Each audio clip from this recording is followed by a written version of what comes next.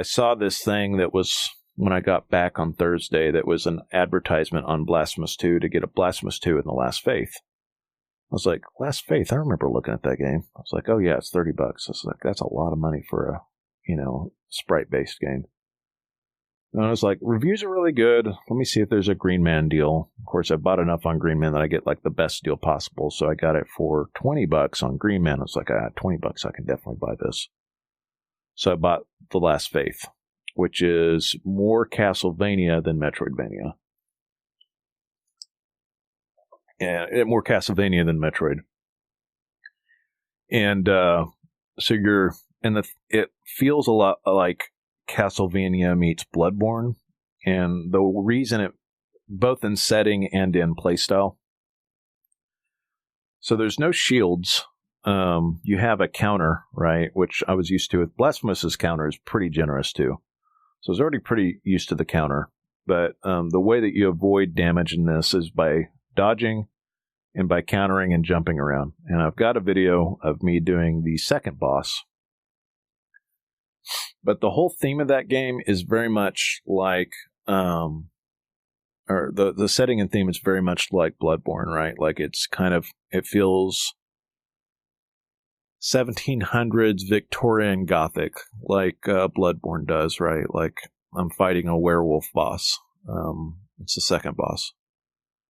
It's not terribly hard. Like it's punishing at points, but it's not terribly hard.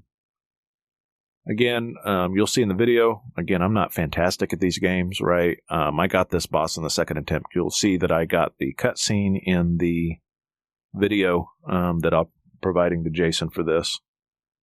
And I figured out the attack pattern, figured out what he was. It was like logical, right? Like, what's this guy going to be weak to? It's like probably fire. I found this stuff, like I found some fire bombs.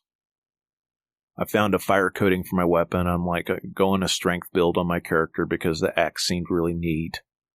And so I used a few spells, used the fire attack on it, beat the shit out of this werewolf, right? Kind of learned from my mistakes on run 1. The save point's not that far.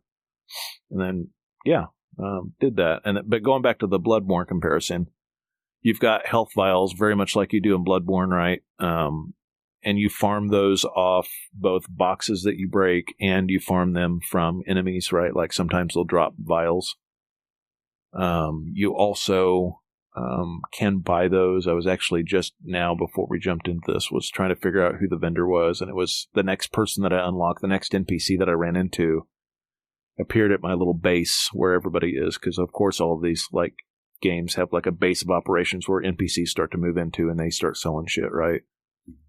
So you can buy your health vials, right? And then you can only carry so many on you, and then of course from your stock that's in your inventory, like you resupply every time you rest, basically, right? He's got like a little throne that you rest on, and when you rest on the throne, everything resets, and I've got silver bullets for my guns. I've got like a magic resource, though I don't use a lot of magic. Probably should add a little bit more magic to my character. And then, of course, your health, your base health.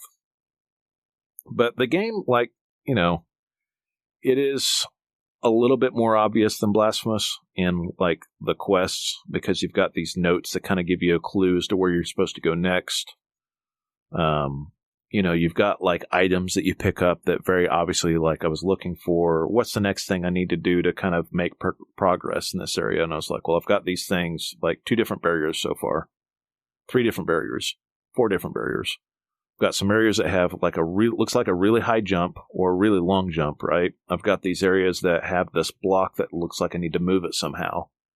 And then I've got these things that kind of look like climbable walls. And I was like, I don't have anything to climb walls. And then I found a ring that was part of a quest that lets me move big blocks. And then there's these like clear walls that looks like I need something to get through those walls. And so on the item description, it's like able to pull and move items, right? And I was like, oh, okay, that's probably what that's for. So like it does a little bit better job of kind of, pointing to where you need to go when it comes to those, different barriers in your travel. And it has fast travel right off the bat. Like Blasphemous, it takes a little while. I've got 2. I've played a little bit of 2, but when I started playing 2, I was like, I never finished 1. I need to go back and play that. Which I'll record some Blasphemous footage for next week, because I'm really into this whole like Metroidvania thing right now. But I do like the vibes, I think, from Last Faith, and the mechanics a little bit better than Blasphemous. Even though Blasphemous have some of the best looking pixel art I've ever seen in one of these 2D side scrolling action games, right? Like Blasphemous has some of the best pixel art I've ever seen. Last Faith has pretty good pixel art. It does not compare to Blasphemous. I don't know of anything that compares to Blasphemous. Even the cutscenes are done in a pixel art style. And they're so good looking. Very grotesque, very grody and gross. Blasphemous art style is just over the top good. Best pixel art I've seen in a game ever. But Last Faith, I think I like playing Last Faith a little bit more just because it signposts what I need to do a little bit better than Blasphemous does. And it feels like I have more options. Because Blasphemous, 2 gives you the option of 3 different weapons when you start, which I think is what they're trying to do. Like, hey, here's 3 different things. And it has a lot of like really obscure stuff.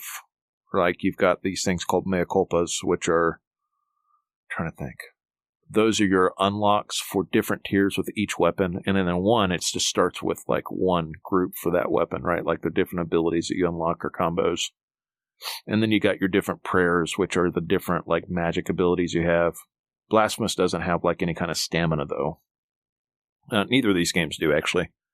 So you can butt mash to your heart's content. You still need to dodge shit though. I don't know. Just Last Faith has way more of a Castlevania vibe. And I really like Castlevania. So, like, I haven't spec'd for it, but like, apparently there's even like a whip, right? It's like this candelabra that looks like that has like a whip attack. It's like, I kind of wish I'd have went deck spec on this character. But I've got a really big ass axe, which is just fine. And I'm having fun with it. Playing it when we were waiting on you to finish, beating your meat there, Rusty. Eating. Hey, yeah. You got to beat it into submission so you can put it in your mouth.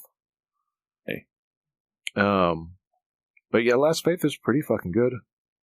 Hey guys, Jason here from the Tiltcast. That was Nauss's summary of his first playthrough of Last Faith. It's a great game. You guys should check it out. This full episode 593 of the Tiltcast, will be available at tiltcast.com. Also available via Spotify and iTunes. Rate us, review us there. You can also find our social pages, facebook.com/Tiltcast and x.com/Tiltcast. Hopefully you guys enjoy the video. We'll be posting them on a fairly regular basis, so stay tuned. And as usual, peace!